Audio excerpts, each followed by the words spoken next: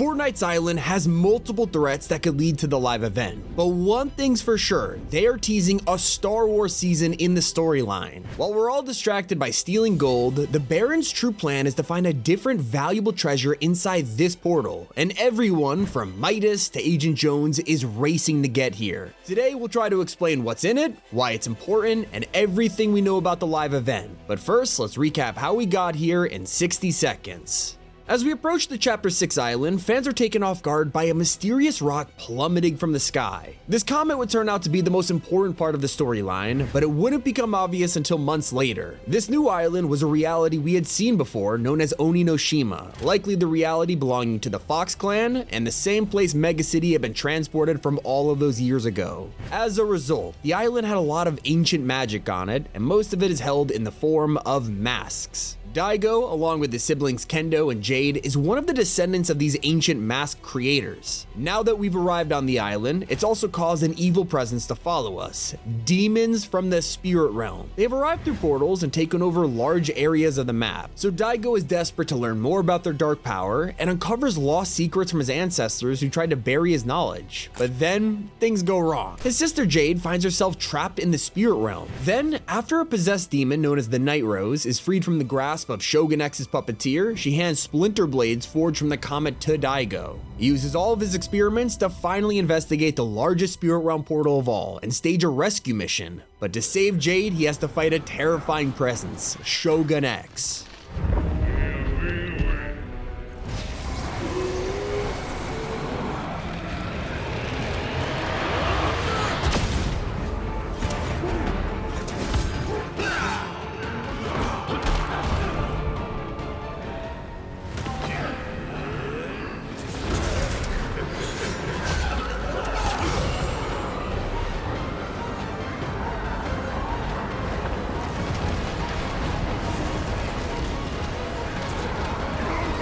So with Jade saved and the Shogun sent back to his realm, Daigo's sacrifice was complete, and now he's missing. But when we viewed the portal, it was different. Gold was spewing from inside, covering the island and gilding its mountains and terrain. It was shaping up to be a tycoon's paradise, and already a powerful baron was gonna take advantage of it, introducing Fletcher Kane. He's a powerful and wealthy criminal who's traveled here to seize all of the island's gold for himself. He immediately takes control of all the operations, building gold mines in the mountains and creating banks for the citizens of the island to use. Now don't be fooled, Fletcher is no businessman. He's more of a mob boss, forcing everyone to use his gold and then taxing people in the area insane amounts for protection. In just a short period of time, he has become insanely wealthy and lives in a gigantic mansion patrolled by armed guards. Now luckily this territory was only recently captured, and the island citizens know the land much better than he does. The result, a resistance is born. Those opposed to the Baron's harsh taxes and ruthless control have decided to take away his prized possession. They are going to steal his gold and hurt his business. So they break into his bank vaults, clearing them out and stop his armed transports to block fans from restocking the safes. They even break into his impressive train and loot the vaults inside, crippling his business. In retaliation, he taxes the citizens double the amount. The Baron officially wants to hoard all of the island's gold for himself. This is where the resistance comes into play, and we have to shift our attention to Skillet. He's a black market dealer who's been selling weapons to the island's outlaws under the radar, and now he wants a piece of the Baron's pie. He sets his sights on the most deep-hitting heist of all, breaking into Fletcher's mansion and emptying his personal safe.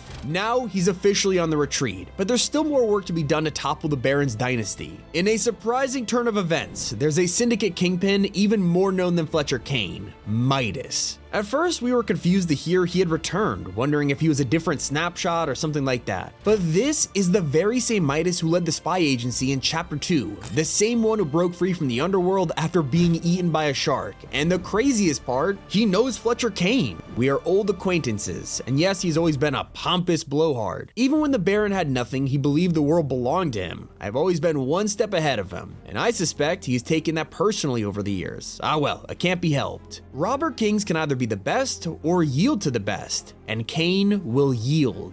Now, we'll get back to Midas and a secret plan soon because there is a much more important journey happening. This is where our heroes come into play, Hope and Jones. Hope hasn't seen this many people obsessed with gold since we were first introduced to her in the fight against the society. Lately, she's been having some kind of identity crisis. Despite the fact that she could see the future through her art, all thanks to being a descendant of Greek gods, she's struggling to figure out who she wants to be. She was just some girl trying to fix the world with the odds against her, and says, "I was scared and over my head and could never show it. Jones took me under his wing. If I met someone like me, I'd like to do that too." So right now, we're technically in peacetime. There's no real war happening, which is something they're not used to. But Jones describes her as a leader, and a good leader is worth 100 heroes. While the Baron has been a small-time enemy in their journey, Hope and Jones are way more focused on something else: the comet that crashed here all those months ago. It wasn't just an asteroid from another reality, it contained something incredibly powerful, a shard of the 0 point, and these two were dedicated to tracking it down. But unfortunately, it wasn't at the crash site anymore. Jones reveals that it's fallen into the worst hands possible. They have tracked it to the spirit realm. It's powerful, chaotic, and prone to being misused by villain types. I've got a lot of experience with the 0 point, but this is a mess. And the worst part, I don't think this shard is the only one out there. So it's currently locked in the spirit realm, which means they can't get to it. Only demons can transport through portals, and even if they break through, they would face an unstoppable battle on the other side. So they need to come up with a plan. What better way to do so than to talk to an actual demon?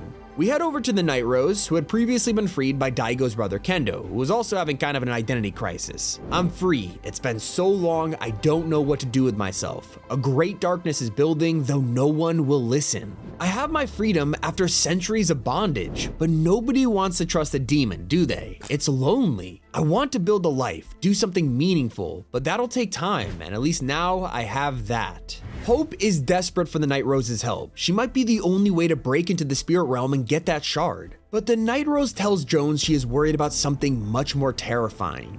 "The dark things I've seen, are you sure we could face them? I've saved the world before, I think we could do it again. I sense something, but perhaps it's nothing. I feel like you're holding something back, Night Rose. I can't describe what I sense, and I'm not sure you believe me if I did." So, to find out more about what terrors are awaiting us inside the spirit realm, who better to ask than Jade, who was recently trapped there. She tells us she could barely remember anything from the experience, but it was strange. The spirit realm wasn't dark or evil, but there was a dark presence there which knew her and her family's bloodline. It has the shard and it wants to capture Jade, Daigo, and Kendo. As we know, Daigo's already missing, possibly in there with this presence, and he arrogantly believes he could face it on his own. Jade thinks he's wrong and it'll take him, but the worst part is we probably won't be able to stop him. Now, this is where the storyline begins to move from vague hints about the spirit realm to hidden teasers about where this is all actually going. The Night Rose, after Shogun X's defeat, told us, "Now we know the true nature of the comet. It's a shard of pure reality from somewhere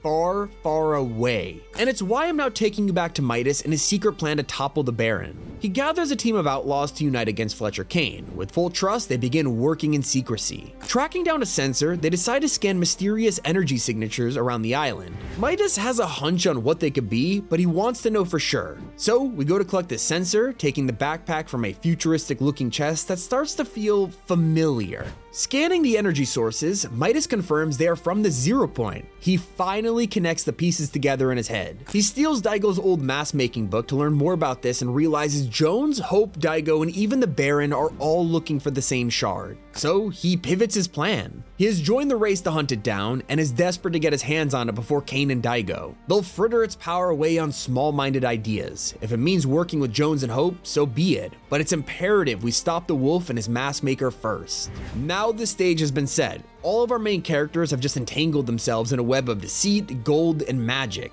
The race has begun to see who will find the 0 shard first, and if it'll fall into the hands of this dark presence. All of it is culminating to something nobody expected. This entire storyline is building towards a Star Wars season, so let's explain. From the nods to it being far, far away, and the reveal of the 0 point sensor chest literally taken from the Star Wars universe, all signs are pointing towards this dark presence possibly being the Islanders' understanding of the dark side of the Force. You see, next season begins on May 2nd, just 2 days before Star Wars Day, something that's always been recognized Fortnite year after year. Fans believe this portal full of energy is actually going to bring Emperor Palpatine to the island. And it makes sense, as his character has always been known to experiment with dark powers and break convention. It sounds strange, but did you know that Palpatine is already a part of Fortnite's storyline? He has been for years. We go all the way back to chapter 2, where he transmitted a message across the galaxy, something that was only heard in the Fortnite island.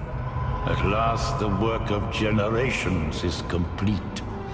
The great error is corrected. The day of victory is at hand. The day of revenge. The day of the Sith.